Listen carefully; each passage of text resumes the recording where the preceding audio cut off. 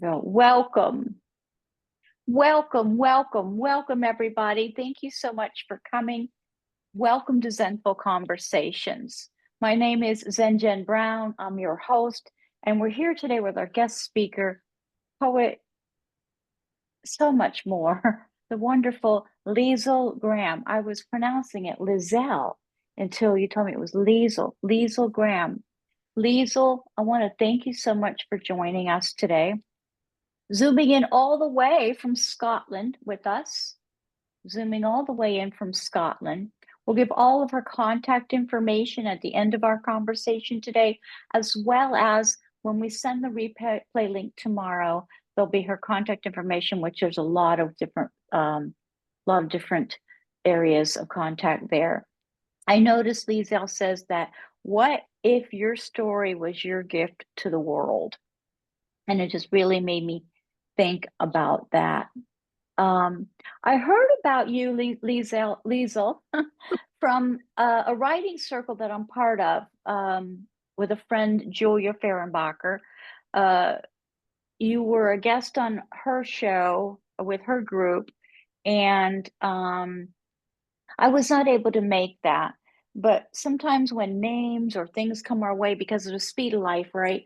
So what I did was I grabbed your name and I started following you. I figured, well, I'll learn about you that way since I wasn't able to make that event. So I started following you without knowing much about your work or you at all.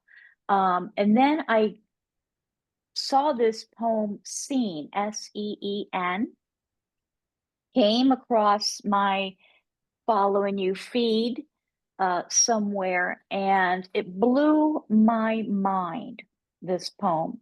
It blew my mind. So I reached out to you and asked if you would be, I bought a couple books, and then I reached out to you and asked you if you wouldn't mind being a speaker for us here.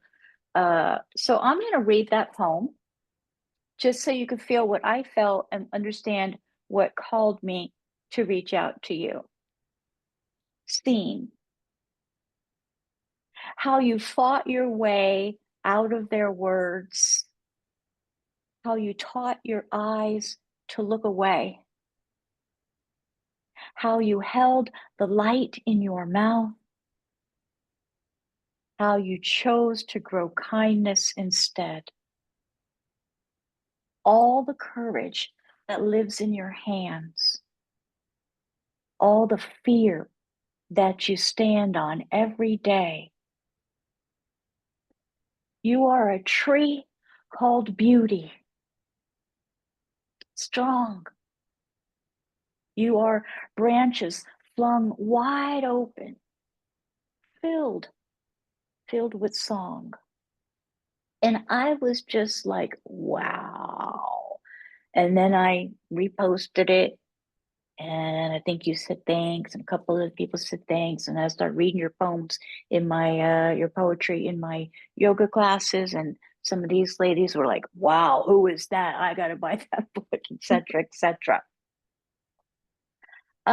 So since I've learned more about you, the richness is just so deep, and I'm so honored to know you and enjoy even some of your offerings. I find very beautiful, and just the depth and soulfulness is just amazing. So, what I figured, I'm gonna let you introduce yourself today and share what you want to share here today. I just want to thank you again for being here in conversation today, um, and let you take it from there, please. Thank you, Jen. Hi, everybody. So you all know who I am now. My name is Liezel, and I live in Scotland, Glasgow, which is in the Central Belt. And I don't really refer to myself as a poet. I don't know why the mantle always feels tremendously heavy. It feels like an incredibly heavy mantle to carry. So I refer to myself as a storyteller. And that's what I tell myself I do. I tell stories, but most of my work is just an ongoing conversation with myself, and I share it with the world because I firmly believe that we are all the same. Underneath the sort of opening what we see as differences, beneath that we are all the same. And so I share these stories. Many of them are rooted in my childhood and growing up. A lot of the conversations that I have with myself are about letting go of things, which I think is very relatable. And especially for us as women, when we get to a certain age, menopause, I think is always a good catalyst for us to look at what's worth holding on and what's worth putting down. And usually there's more stuff to put down, and the things that we should hold on to tend to be fewer, but they're heavier and they're richer and they give us so much more.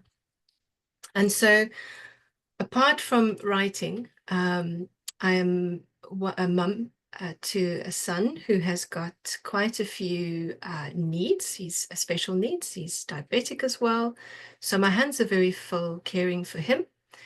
And if you have any of my books, you will see that every single book is dedicated to my boy, because he's my biggest, greatest teacher. And he's just the most gentle soul. And I think he was loaned to me to allow me to step out of the life that I was inside my head. And I'm a wife to a lovely man who doesn't really get poetry, bless him, but he's always keen to let me do my thing. And he's always listening to reams and reams of stuff that he doesn't always fully get. But yeah, so that's my whole big story. I also stitch words. Sometimes I call myself a textile artist. For the most, I just call myself a word stitcher. So I often take my poetry and I stitch it onto vintage textiles. The older, the better. I have a deep love for a christening dress that has seen better days. I like to repurpose them and give them a new life. And I guide people in meditation, and I also do writing facilitation, I think I would say. I've got a deep love for an intuitive writing session. I think intuitive writing is a tremendous gift. It allows us to get straight to the heart of what we actually want to write. So tonight I'm going to just do a very short little meditation, and I'm going to do it slightly differently because I'm going to read you a poem. I'm going to read you a poem whilst we're meditating. So whilst you're just sitting there focusing on your breath, I'm going to read you a poem. And then I'm going to show you a beautiful bronze piece by a friend of mine who's an artist in South Africa, and her name is Rix Velman.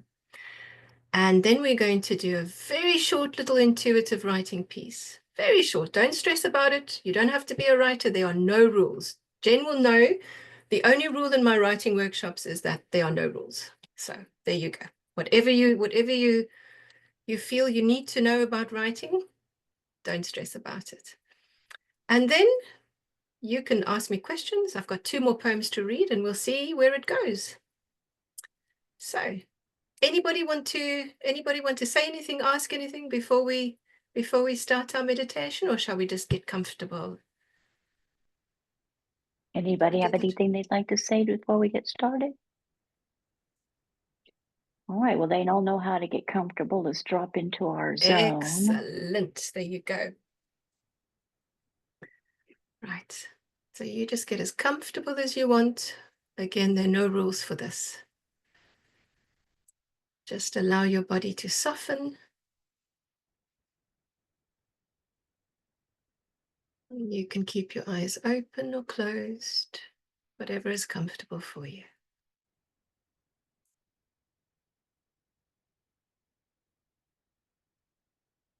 And you can just find that presence of your breath and just hold your attention there.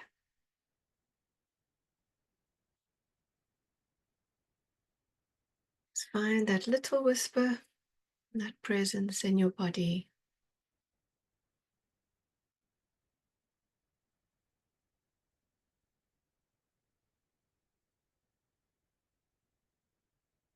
And once you've got that awareness,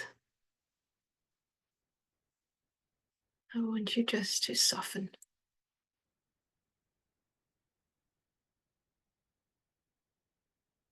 Wherever you feel tightness in your body, just focus your attention there for a few seconds and just allow it to soften.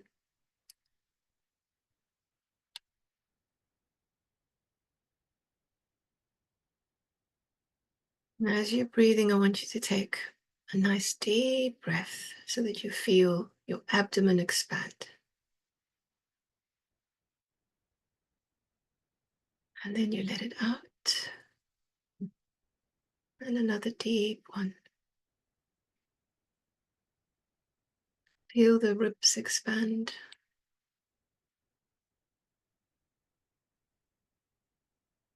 You let it out.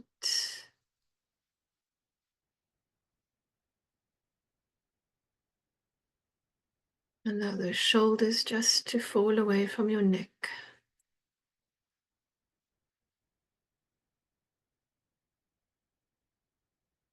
Muscles of your face, allow them to soften. Your mouth, the forehead. You are soft, and you are softness.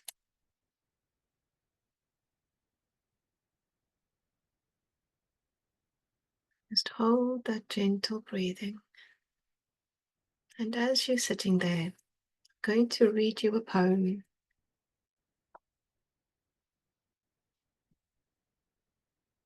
And you just keep your eyes closed. And the poem is called "The Thing That Gave You Joy Is Still Waiting."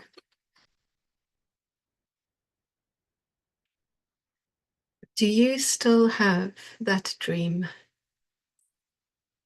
The one that you have been dressing and undressing since you were little, breathing in the joy of knowing that this beautiful thing belongs to you and only you. But then they made you build a fence all the way around the thing that made you happy, kept you out and away from it, your face pressed right up against the magic, but not close enough. And did they say, "Who do you think you are?" And that will never happen. And did they say, "You are not like them, you are like us, and people like us don't dream"? And you think that you are so much better than us, don't you? But you're not, because you are one of us. Do you remember it now? I thought you might. Let me tell you this. The voices are the same no matter who you are or who you were in the beginning. And that fence might be overgrown by now. Mine was. And it might be higher than you thought it was when you still believed in dreams. It happens. Don't worry about it. Don't worry about thorns and weeds and other strangling things that can be cut back, ripped out, and broken down. That will be the easy part. What I want to know is this. And this is really the most important thing. Do you still hear their voices? Well, do you? Because that is where the lie started. And that is where the lie must end. So turn your back, dreamer. Yes, you must do this if you are still searching for that thing that made you feel alive. And it will need some care and a little bit of love, but it will live if you want it to. So this is what you do. You listen for another voice, and it is quiet and it is soft, so listen carefully. It says, I believe in you, things like, what a wonderful idea. And I know that you can do this. And you are just the right one for this dream. Let me tell you something else. Sometimes there is a lot of noise when fences come down and when dreams go up, up, up into the sky again.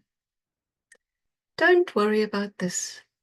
It will die down and you will grow up and you will grow out towards your new horizon and you will find your way again. Because the thing that gave you joy is still waiting for you.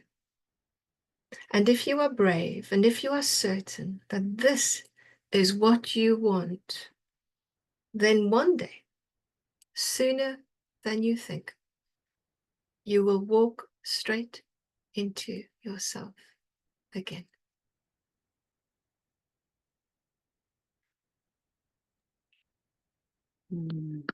Thank you. You can open your eyes.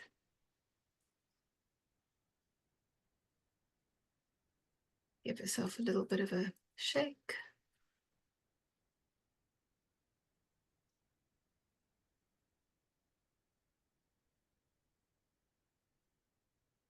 Thank you, ladies. So my thought with tonight was that I wanted to read you a few poems and sort of steer you in a little bit of a creative way, because I think that, and this may sound flippant, I don't want it to sound flippant at all, but the world is absolutely hurting in every direction, in every way possible. And sometimes it can be hard for us to give ourselves permission within that to be creative, to be playful. And so I want to show you an image, and this is what I do with intuitive writing. And the image is not there, so give me 5 seconds to open that up.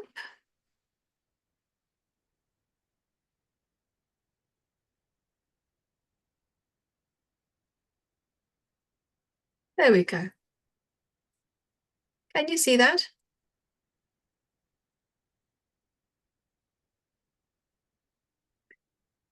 Yes, And I some, can. Is you can everybody give me good a on that? Thumbs up with everybody thumbs can up, see? everyone can Okay, see. great. Yes, All okay, right, good. excellent. So this is a bronze by a friend of mine, Rix Velman, who is an artist in South Africa. She lives in a beautiful, beautiful coastal town. And this bronze, when I first saw this bronze, I just fell in love with it. It's called Magic Muscle Pull Myth. And you can see it's a little mermaid. And it is just so playful. And so I want you to just grab a piece of paper and a pencil or a pen. Sorry, I was about to start speaking Afrikaans then.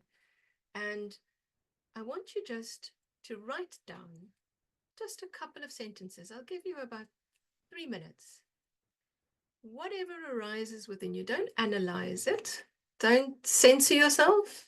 Don't look for things to write. Just take the first word that comes when you look at this and just write. No censoring, no analyzing. Focus on what you feel as you look at this image, and you've got 3 minutes.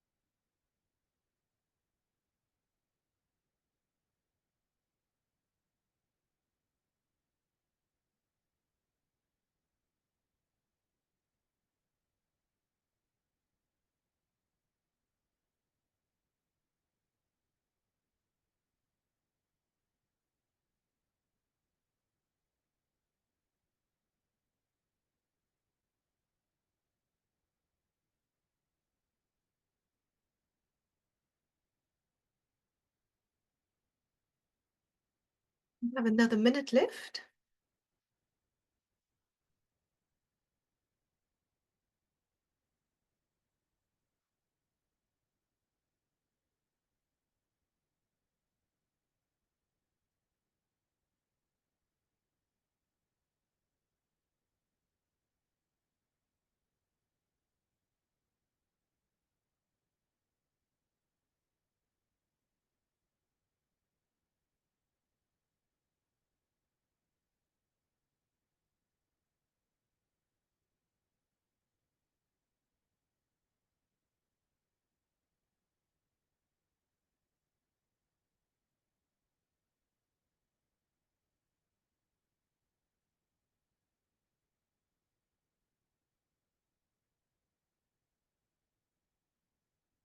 And when you're ready, you can wind it up, put your pencils down.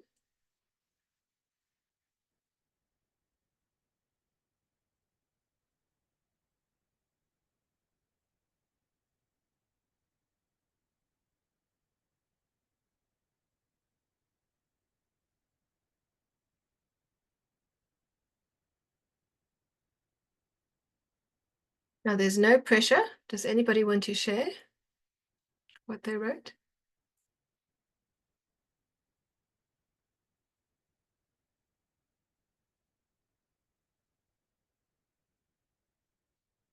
Did you? I can't see your name. I'm sorry. Cheryl? Cheryl. Hi. Yes, lovely. Okay, hopefully it's not silly. No, there's no, listen, there's no silliness. It's all just, it's there. It's how you respond to it. Okay, here I go. Yeah. Here I am reaching for the sky. Am I asking more of the world than it's capable of?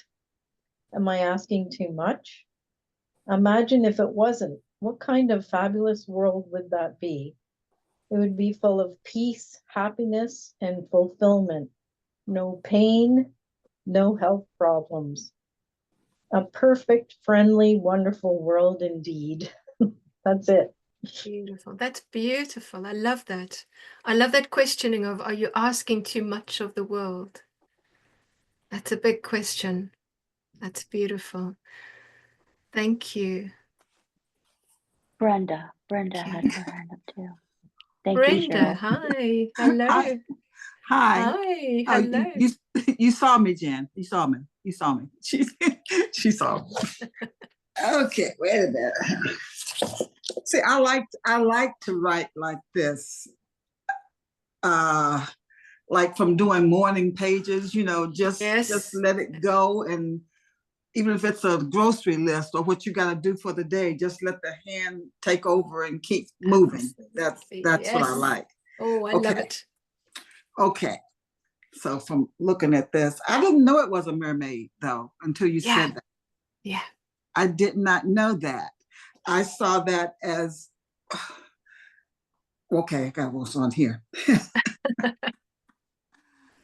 Oh, magic muscle. I wrote that down. I like that. That were those two words together. Joy field, because I see that I have a painting that I did like that. Oh, glorious. And she got her head up and it's called Joy Field. So I started out with Joy Field. Joy wins. It cannot be smothered. Arms wide open. No heights and no depths can contain the joy I feel. Swept up in the current, riding the wave of joy now and forever. You can be made happy, but joy bubbles up from the inside. Stay strong. No one can take your joy. Come along for a ride on this journey with me. Hold on, do not be afraid. Joy will come in the morning. Beautiful. Oh, there was so much energy in that. I could actually feel it. Feel it in your words. That's gorgeous. Thank you, Brenda. You're welcome. Thank you, Yeah. Brenda. Yeah. All right. Mariella. Yes, hi. Yes. Hi. And Brenda, I loved that you used the word bubbles because I did too. Excellent.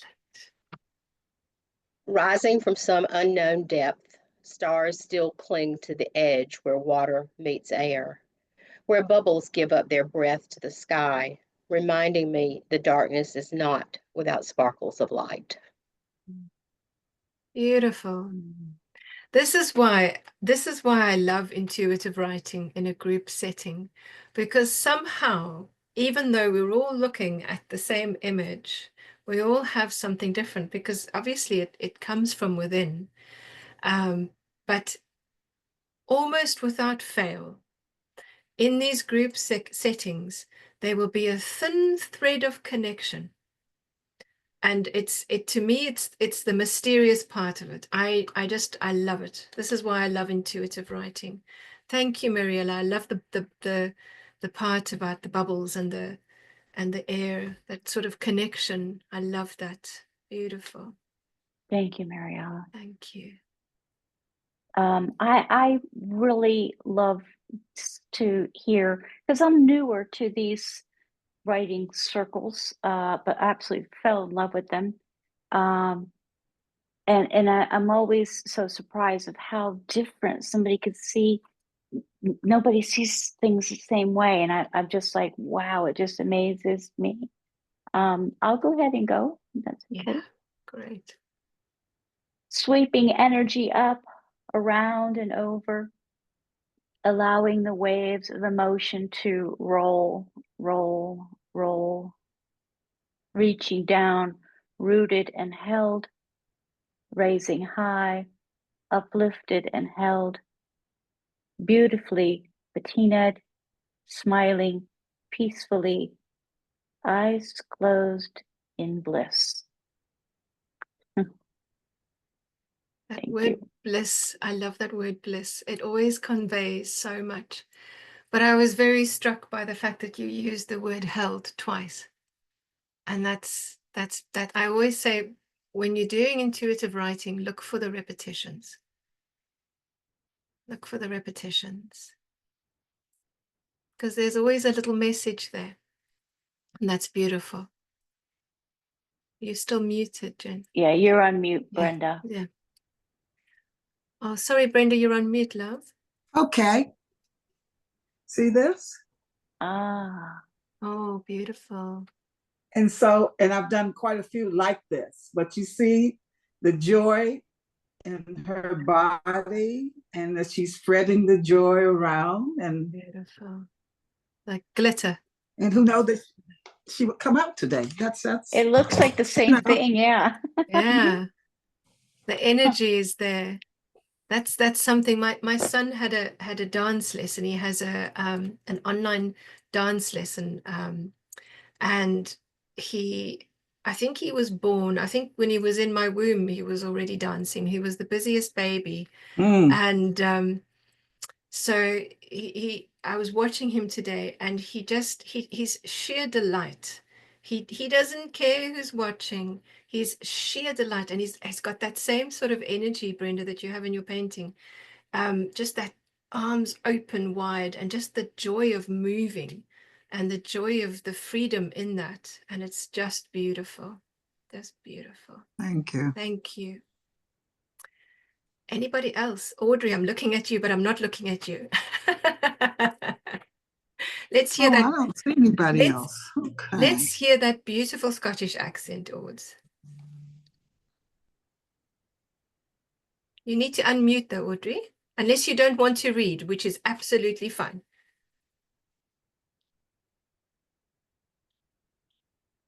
You're on mute, darling.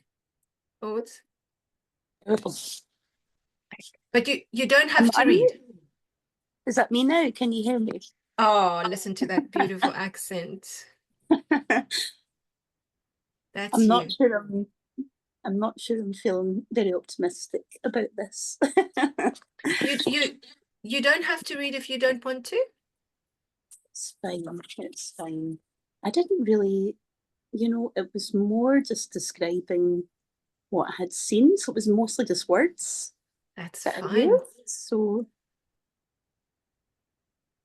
let it flow. Mm. This creature is gracious, serene, mythical, calm, beautiful creature of the sea. One arm extending into the ground and one arm extending into the heavens, connecting love and light. And that's Beautiful. That is beautiful.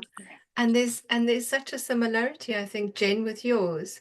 Like Auds was also talking about the rooted between, there's the sort of up into the heavens and then the rooted into whatever is below. That's beautiful. Thank you. Thank you. So seeing as I Thank you, threw Audrey. this upon you ladies, how did you find that experience? Brenda, you mentioned that you do the morning pages, so I'm assuming you're familiar with Julia Cameron's Yes. practice, and it is a very, very powerful practice. It obviously comes up whenever I talk about intuitive writing. For myself, in my own writing practice, someone said to me this week, "What is your creative practice?" And honestly, it is so basic. I don't have the kind of lifestyle which allows me, unfortunately, to sit and write as much as what Julia Cameron wants you to write. I don't have that sort of time, uninterrupted time. So I just grab time wherever I can. And intuitive writing is a really, really powerful tool in terms of creative practice. And it doesn't matter what you describe yourself as, or if you're a writer or an artist or a singer, dancer, whatever. I believe we're all creative, and intuitive writing allows us to tap into that. I think it comes back to my whole reluctance to call myself a poet, because it feels like such a big mantle. It makes me feel like, oh, all I really want to do is go inside and have that conversation and then share it with the world. And people find themselves in that. And sometimes they don't, and that's fine. That's absolutely fine. I think the most important thing that intuitive writing allows is that if we go back to what we've written, So we don't just write and forget about it. If we go back to what we've written, it can allow us a moment of something to dig into. Often, this was I kind of threw you ladies in at the deep end here. So if you take this sort of practice into your own creative practice, you will find with time, and it doesn't take very long, that you will see patterns and you will see things as it arises, and you can go back. And often with intuitive writing, you will see that you're actually speaking about yourself, or you're actually speaking to yourself. So I'll leave you with that gem. Everyone's writing was very beautiful. What I want you to sort of hold on to is the idea of this playfulness. In the world as it is right now, is just hold on to this playfulness. Rix says that where she lives, there is she calls it the magic mussel pool. So it's a little coastal pool that not everybody knows about. And she goes there for her swims. And so this playfulness, this playful bronze, and I love the fact that she did it in a bronze, because bronzes always feel very serious. It's such a rigid material. It's seldom that you see something playful reflected in bronze. And she's really got a talent for doing that. And I sort of want you to just hold on to that idea that creativity is rooted in playfulness. For many people, creativity, what we write about and what we create and what we share with the world, is rooted in things that we want to heal from, and that's fine. But I think there should always be an element of playfulness as well, an element of there's no rules here. I can literally create what I want to for myself. No rules at all. And that's where intuitive writing is your friend. Right. Now that I've got you all, and you're all going to be doing and Brenda, you're looking at me very strangely. She's thinking. Oh, she's thinking. I love that you are familiar with Julia Cameron's practice. Do you know, have you read any of Natalie Goldberg's books? What was the first Brenda? name again? Julia Cameron. No, the second name you said. Oh, it's Natalie Goldberg. Oh, Natalie. Natalie Goldberg. No. Have a look at some of her books. She's also quite well known in terms of intuitive writing. And just what I like about her practice is that she encourages people to just look at the ordinary, wherever you are, whether you're standing, you mentioned grocery lists. Wherever you're standing, if you're standing in the queue at the grocery store and you've got an old till slip, just write on the back of it. Use the time that you have. Mm-hmm. That time is a currency, and you can use it. You know, I was thinking what you were just saying right before about playfulness, and you can't keeping the playfulness in creativity, and you can't, you know, like artists, singers, writers, scientists, even, or whatever. But there's always that other side whereby if you are playful in what you do, in your creativity, obviously you're not doing it the correct way. And they don't like that word intuitive. They don't like that word intuitive, because there are rules. You know, there are rules, and obviously you people are breaking the rules, and so we cannot take you seriously. So therefore, that is not fine art or fine writing or writing for the classics. And my response to that is, who cares? And I agree with you. Thank you. The older I got, I feel that way. Hey, you know, let them think whatever the hell they want to think. There you go. Do you know what? There is that. I feel so strongly, and that is why my tagline at the end of my emails, what Jen was saying, is that I have a tagline at the end of my emails. What if your story was your gift to the world? I love that right there. Yeah. I love that. Yeah. I am in so many writers groups And I see it on an almost weekly basis where somebody will come and ask for advice. And these groups they tend to be mixed groups. So there would be people who have done the traditional publishing route and they've made a name for themselves. And then there are others like me who are the absolute rebels. And we go, you know what? I want to write a book. I'm not going to wait around for you to say it's great. I'm going to publish it myself. So there's a mix of that. And then I see these usually youngsters, and they'll come along and they'll say, I've had 24 rejections this week. My heart is so heavy. My work is absolutely terrible. Blah, blah, blah. I'll never get to publish a book. And then I'm like, why? This is your story. These are your stories. Pay attention to your craft. There's a place for paying attention to your craft, certainly. But at the end of the day, all I know as somebody who's a former nurse is that life is very, very, very short. It is a very delicate, ephemeral, fragile thing. And to leave this earth, never having told your story in whatever medium you want to do that, to me, seems like a profound tragedy.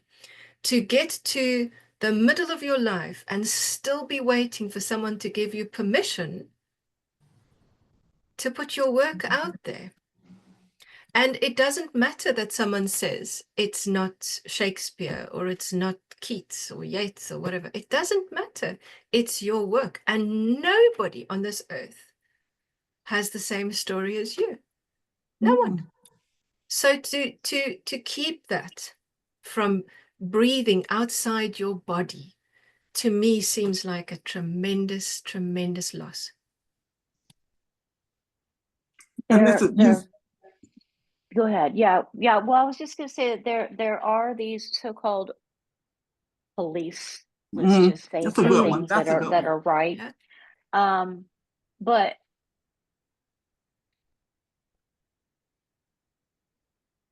you know, a lot. I mean, people's perception is what it is. It's their perception, but the whole thing is their perception is based on whatever whacked out childhood they had or whacked out relationships they had. They're completely warped too. So you go to two different police, they may even have different answers for you.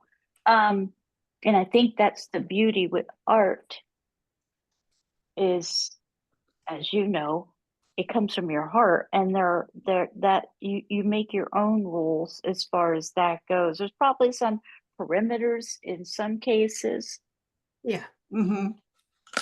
But I that perception, it doesn't mean anything to me anymore because I gave too much of it away, thinking that I wasn't worthy and these people were smarter or knew better, and then I finally arrive here in my 60s and I'm like, you've got to be kidding me. Exactly. A bunch of freaking, whatever out here. Nobody knows what they're doing. And they certainly can't tell me because of what I've experienced, So that has changed for me about that whole thing there. It's just based on their opinion. And that's based on I'd just like to say this is a whole new concept for me. I've never even thought about writing like this before, so it's all brand new this moment. Oh, that's wonderful. It's such a powerful and such a freeing thing. Sometimes I call it intuitive writing. Sometimes I call it free form writing. In other words, it's sort of devoid of all the rules. You don't, when I write, let me put it this way, when I write, I will literally just start. I'll start with the first word that comes into my head, and I don't panic about it. I don't choose a word. Whatever's there, I start with it, and I don't censor myself. As soon as I get to a point where I think, oh, I can't write that, then I think, oh, I'm going to write that. I'm going to write that down. Now, just a caution, as I always tell the people in my groups, is that just because you've written it doesn't mean it has to be shared. And sometimes when you've written something, depending on, you know, your life, you know, your story, you know how many other people are involved in your story. So you might want to, just to give something a breathing body outside of you, you might want to write it down in a place and leave it there. Everything is writable. I think that was Sylvia Plath that said everything is writable or write-aboutable, I think. If you have the courage to do so. But my sort of caution that I apply to my own life is I'm very cautious about sharing everything, and I'm cautious about where I'm sharing it. I think that's just wise. Certainly in today's social media, where, you know, you share something, it's gone. That's it. It's run. It's out. That horse is bolted. You're not going to get it back. And depending on how thick-skinned you are, you might not cope with whatever people's 6,000,025 opinions are, because it does seem to me like we've lost the basic decency of just good manners on the internet, you know, where we can just hear someone's story and just let them have that, you know. Mhm. So that would always be my caution. If your story is something that is has painfulness at its heart, or perhaps has other people involved in that story, then my caution would always be, treat that very gently. Treat it very gently, but do write about it, because the things we don't write about are a second mouth. They become a second mouth. So we have one mouth, and the second mouth will say things because it's never had the freedom to say what it wants to say. So give that a breathing body outside of yourself, so that you can get deeper, because these things tend to be like a layer, like an ice layer, and underneath is the water. And sometimes you need to chip away, and you need to let the air get to the stuff that's below that. You need to open it up to the light. Thank you. She would love, I can't see who that is now. I put my glasses on. All I see is Fire Tablet right here. Carol. Carol, you would love that book, Julia Cameron's book. I'm jealous in a way to what you can look forward to getting from the book. You know, never seen it, never thought about it. Yeah. You would love the book. I'm gonna look for it. I wrote the names down. Okay. Yeah, it's a very powerful book to start with. Absolutely. You know what's so good about this too? Like, you're in Scotland, correct? And then someone's in Canada. Who's in Canada? Me. Oh, Carol is in Canada. Cheryl. Carol is in Canada. Cheryl. I'm in Cheryl. Cheryl. Yeah. Cheryl. Okay. Yeah. And we're in, are the rest of us in Florida? Not I all think of us. Audrey Baby. and myself are in Scotland. Oh, that's right. You're in Uh-huh. I'm in Scotland. Scotland. You know, Mariella, where are you coming from, Mariella? Mariella. She's muted. Yeah, Okay. I live right along the Gulf Coast of America, the Gulf of Mexico. Oh, where? Dauphin Island. Oh, It's I'm not sure where that's at. Well, I'm by Siesta Key myself. Okay, so off the coast where Mobile is, but sort of between New Orleans and Pensacola, and it's a barrier island there. Beautiful. Okay. Well, I was born in that Pensacola on a Navy base there. Pensacola, she said. Did we lose somebody? Oh, I just can't see them. No, I think we actually. No, she's here. We gained Jill. Okay. Hi, Jilly. Jill was sort of on the side screen. I hate it when Zoom does this, and then I don't see everyone. So I'm just going to give Jill a wave. Okay.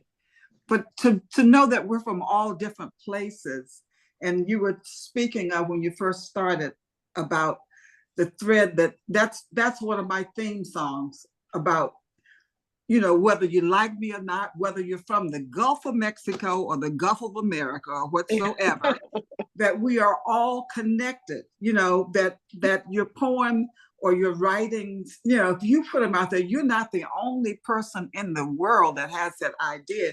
You'll find out that there's so many other people, humans out there that have, no matter what language they speak or whatsoever, if they could, that we're all saying the same things. And I feel sorry for people like kids who can be so, not just open because you're a kid, but as you get older and do the proper things in writing and arithmetic and math and science, you do the right things, and you don't have any joy anymore. We don't have any joy, you don't have any fun anymore.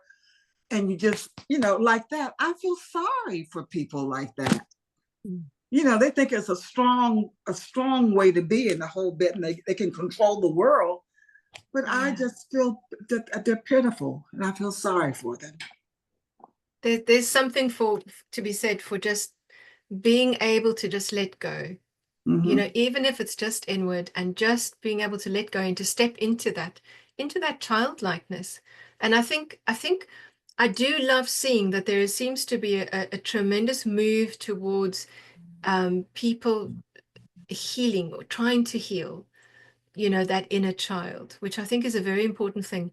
And sometimes, and there's obviously a place for, proper therapy and therapeutic process. But I also think that just playfulness, just allowing yourself to be playful is very, very powerful. Very powerful, especially if we get stuck somewhere in a season. I love children's books. I love all books. Okay, I think I came out of my mother's womb holding a book. And I've got all my children's books. And as my boy has sort of outgrown his books, I've held on to them. And so to me, one of my favorite things to do is to read children's books. And if I go to a bookshop, it's usually the first section I'll go to is the picture book. I love beautiful, beautiful picture book. Because you sit there and you read these stories, and it's just, there are no rules, absolutely no rules. And I love that. Absolutely love that. I would like to read you another poem. Okay. And this one is called Something to Remind You That You Belong. Oh, haven't you heard that you must be so careful which words you pick up with your bare hands, and whose words you allow to follow you home? It is especially difficult to make stray words leave once they've rooted themselves into your fertile softness. Here are your peace lily hands, so unwilling to go to war, so used to pouring water onto each small flame that you are given, all the small fires that are started at your feet, all the stray words that want to move in, that demand to live behind your eyes, to set down their long taproots inside the wide open rooms inside your head, wanting to knotweed and snake ivy and prickly thorn themselves. They live only to strangle. Careful. Some of them are shaped like the color pink. At first, they will taste like late summer peaches. But once you swallow the first mouthful, they will make you see things differently. And all the little lies and all the stray words will eventually make you feel small and threadbare. They will ask you for a ticket, for your permission slip, to be in the same room as the thing you have always dreamed of, the thing for which you have worked, the thing that you have kept safe in the warm hollow of your neck. You are not small. You are not an afterthought. you are not an imposter. Sometimes feelings don't know how to speak their truth. What you are is a beautiful body, so big with kindness and so fat with love. What you are is an aggregate of miracles.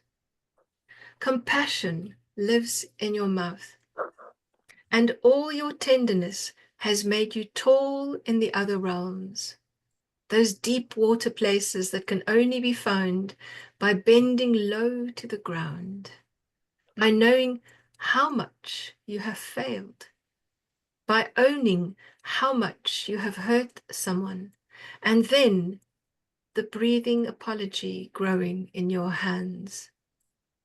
There is always grace.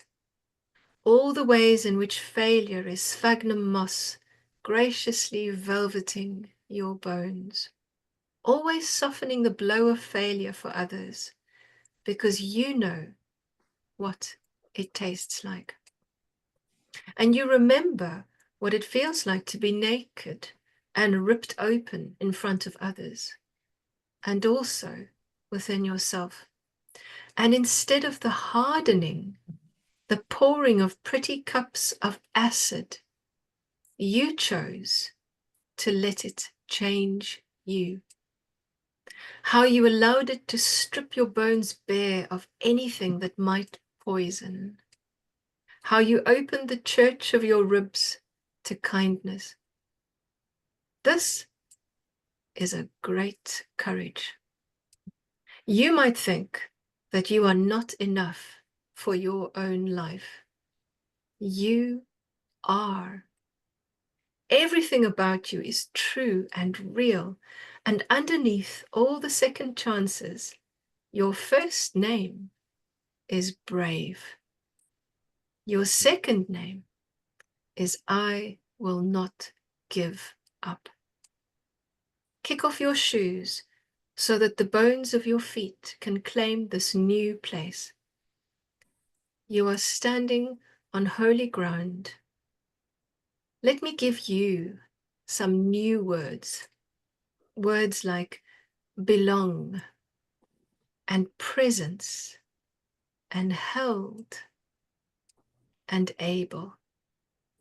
Eat them with your hungry mouth. Eat them until they fill your bones, until your name tastes beautiful in your own mouth, until your ears hear nothing but peace soughing through the trees.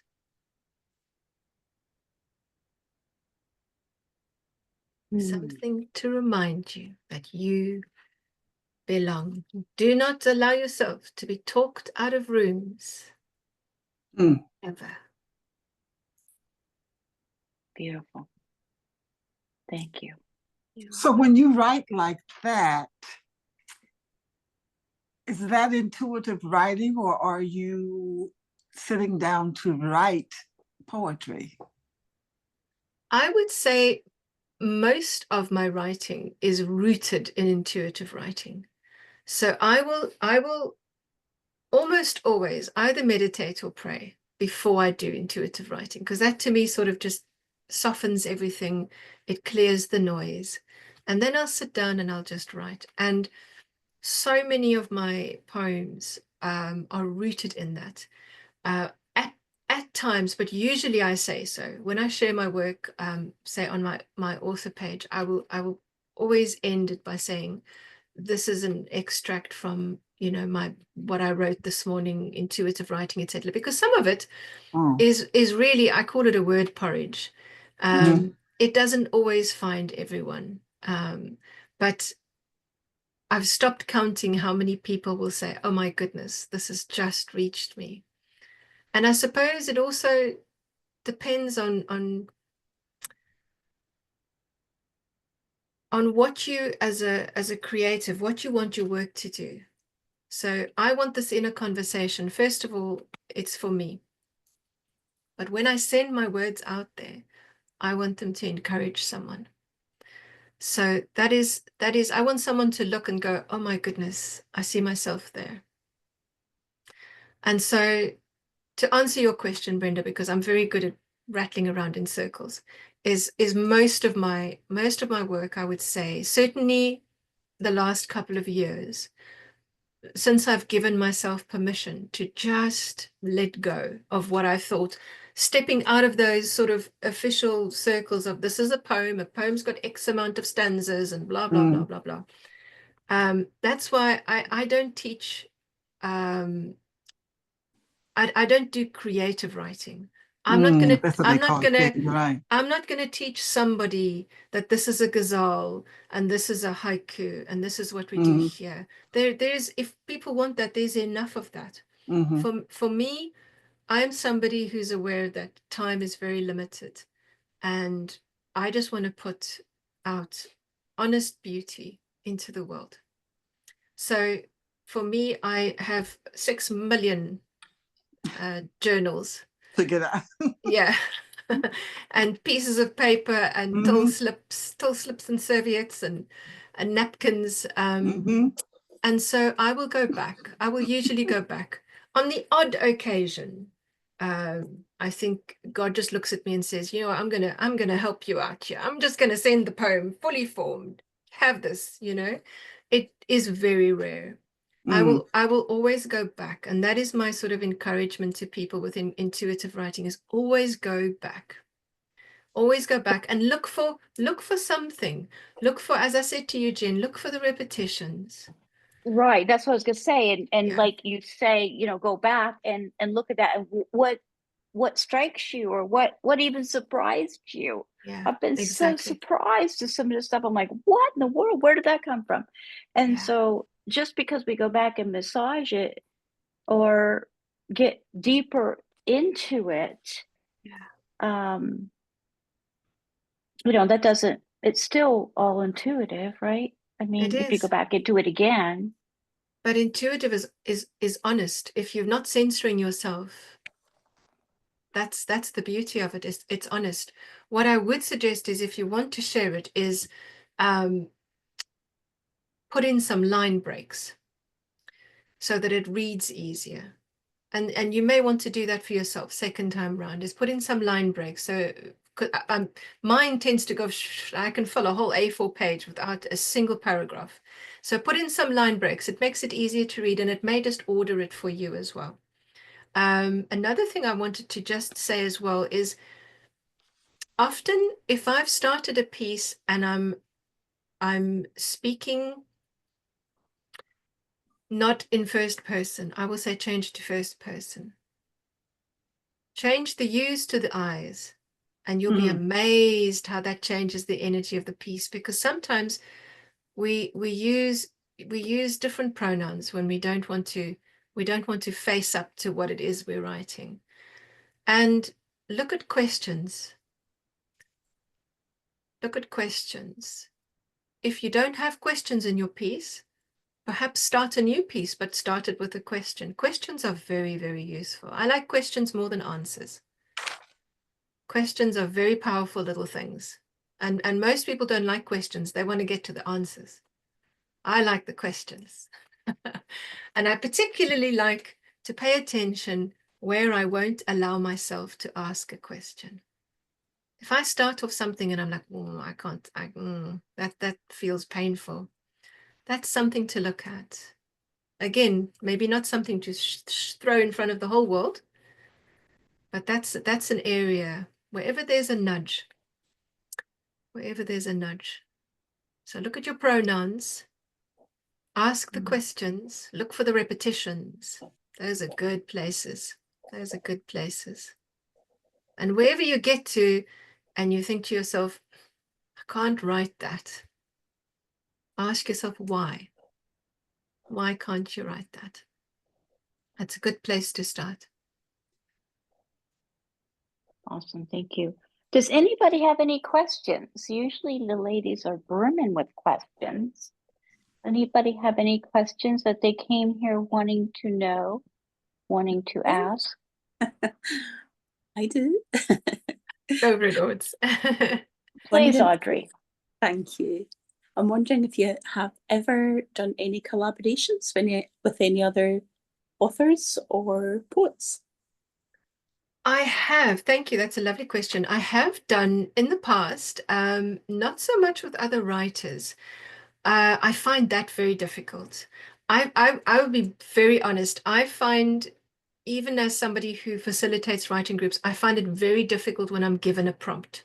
If someone says to me, I want you to write about that summer's day when the wind was blowing, it's like my brain says, no. I think there's a very strong rebellious streak in me that's like, I'm not going to write about that. So I like the sort of proper term is ekphrastic practice is when you as a writer respond to a piece of art or an artist responds to a piece of writing. Curiously, I want to say a lot because that sounds exaggerated, but a few of the collaborations I've had have been with singers. So I've had some of my work, used as part of lyrics in songs, which I find absolutely mind-blowingly thrilling. I love that. Just trying to think now. I often, and this I've had on several occasions with artists, and it's usually work that I've done in combination with my stitching. I've had a few pieces where people have written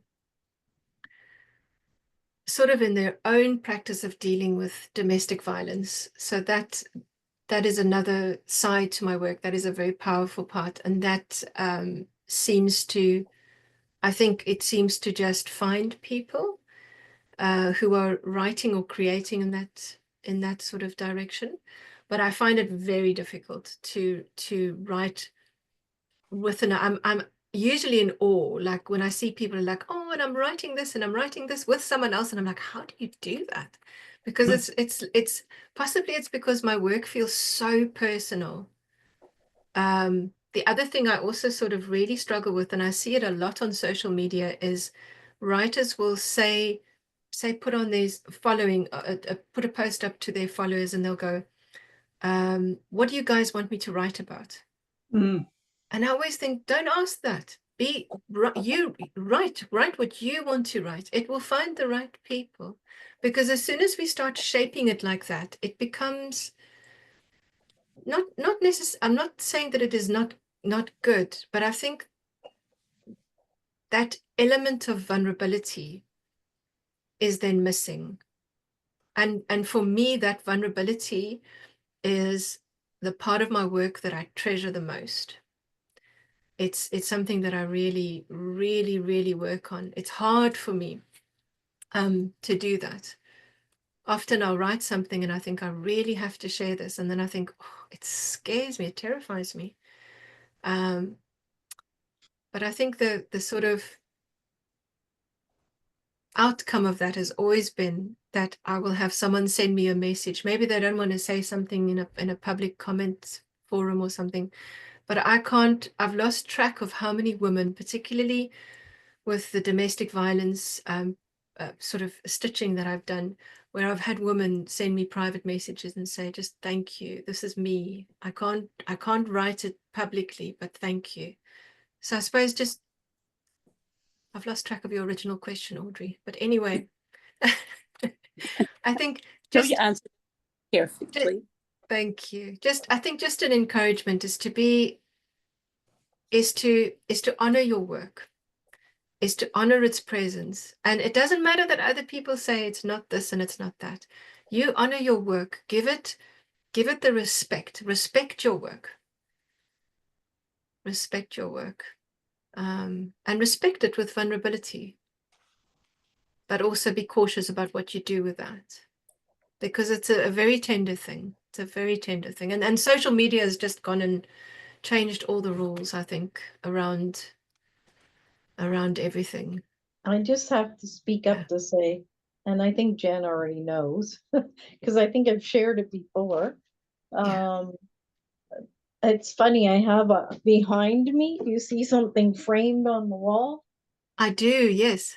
It was my first poem that I wrote when I left court after my husband was sent to jail, Oh, sure. and the domestic violence thing. And I don't know, I could read it to you if you want. I would love to hear it. I wrote it, and it was in an exhibit in Ottawa, Canada. Yeah. It was everyone put their art up, and I Yeah. submitted it, and I never even got to make it to the show, but it was up there. Apparently everyone liked it. I don't know. Here, I'll grab it. I haven't even read it in a while, so Take your time. I'd say it's more traditional because, like I said, you just introduced me to this free writing thing that I think is amazing. So I can always feel his presence like the wind upon my face. His voice will never leave me, though he's gone from our place. The strength those years afforded me left a need for time and space, and his touch will never perish from my mind. Many years ago, he changed and filled my life with pain, with the fear, the love, the violence. It was never to be the same. So you see, he made it impossible for us all to now remain, and his touch will never perish from my mind. A woman with a new birth of freedom, and a woman with a vow that my family, injured and broken, will achieve its goals somehow. We will never be deserted. We will never be wronged again, and his touch will never perish from my mind. Lonely, broke, and uncertain, I thank God I still have my pride. When I'm near desperation, I feel the Lord is on my side. I will look to God in heaven to always be my friend and my guide, and his touch will never perish from my mind. And that's it. Mm. That's And very for sharing powerful. that. Yeah. yeah, Very right. I powerful. came out of court and I was like, I was exploding, and I just wrote it. It just came out of me. So, and then I raised my boys all by myself Wow. Wow. for years.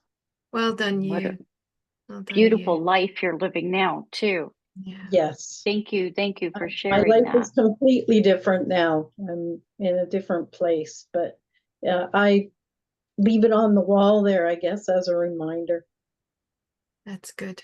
Well, There's these things are there. an honoring in that. Yeah. Sure. That's beautiful. Thank you, Cheryl. For Thank you, Cheryl. For myself, I think my domestic violence project is always sort of rooted in my childhood experiences. I always feel I have to clarify that in case people think my husband is the one I'm speaking about, because he isn't. For me, it was growing up in a home that had a lot of violence and sort of chaos, and also the thread was all along my family on sort of, you know, both sides. There was just these really, really tragic stories, and I wanted to give them a voice, and so I started stitching them on an apron, and I wasn't going to share any of that. And then when I started sharing it was literally women just sent me messages, and I think it was something about stitching these words and some of the narrative that I heard growing up, some really awful words, stitching it onto this very soft, threadbare canvas. It was a very healing process for me, very, very healing. So, yeah. Thank you. Does anybody else have any questions they'd like to ask of beautiful Liezel? Listen, my love, would you like to read another poem? Is there anything else that you would like to share or leave everybody with? I can What's in your heart to close it up before we share your contact information? I am going to read you one more little poem,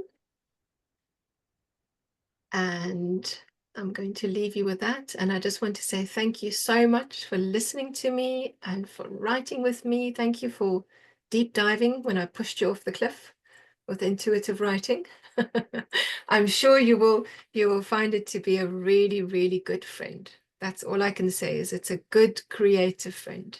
It doesn't ask anything of you other than sheer honesty and vulnerability. So I'm going to read you a poem called A Lullaby for Your Own Life. Perhaps you might choose to wrap yourself up in hope. Swaddle the small tender thing that you have told yourself will live. You've made a choice to believe that it has life. Sing it a lullaby, even if you must make up your own words. Give yourself this, even if you were never given what you needed, what you asked for. You are here now, inside your own skin. This is all yours. Watch it as it falls asleep inside your bones. Then do the same. Tomorrow has not breathed yet, and yesterday no longer breathes. No matter how hard you try to make it today, it will not be renamed. Open your hands and let it go. Rest. Here, all of you is held.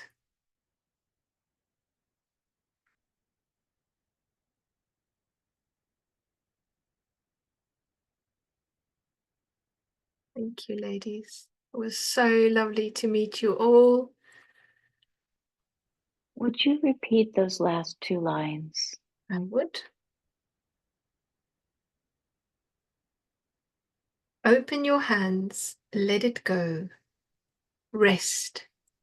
Here, all of you is held. Mm. And I think that little word held has popped up quite a few times tonight. And it's a It gorgeous, certainly has. gorgeous little word. Liezel, thank you, thank you, thank you, You are thank you. welcome. Thank you. Thank you so much for joining us in Thank you. beautiful, heartfelt conversation today. Liezel's website is, it's Liezel Graham.com, liezelgraham.com. You can find her on Facebook at facebook.com/Liezel.graham.writer. You can book your writing sessions on there, which I've been a part of, and I will highly suggest for sure. Instagram as well, Liezel Graham, and Substack, liezelgraham.substack.com. She has an Etsy shop, Liezel Graham Studio, and on Linktree, which I'll send out the email tomorrow with the replay link. It'll have all that. All of that, And yeah. Linktree, it has sites, it has where you can go to everything. Amazon, she's the book author on Amazon, so you can find her books there. Also on many other most platforms that sell the books. They can be ordered at any bookshop, and you can also ask your library to order her book. So we will send all this information out and more tomorrow in the follow-up email, along with the replay link. Please visit zenfulconversations.com to find out about more of our offerings. We have a lot of different things going on a lot of the time. Thank you all for showing up for yourself, for others. It's important that we show up. It's important that we show up. Liezel, and gratitude, peace, and so much love, my dear new Thank friend. you. So Thank much you. love. Everyone, thank you so much for coming. Thank you for your amazing questions. Thanks for keeping all of this community going, and we'll see you next time. Namaste. Thank Thank you. Namaste. Bye-bye.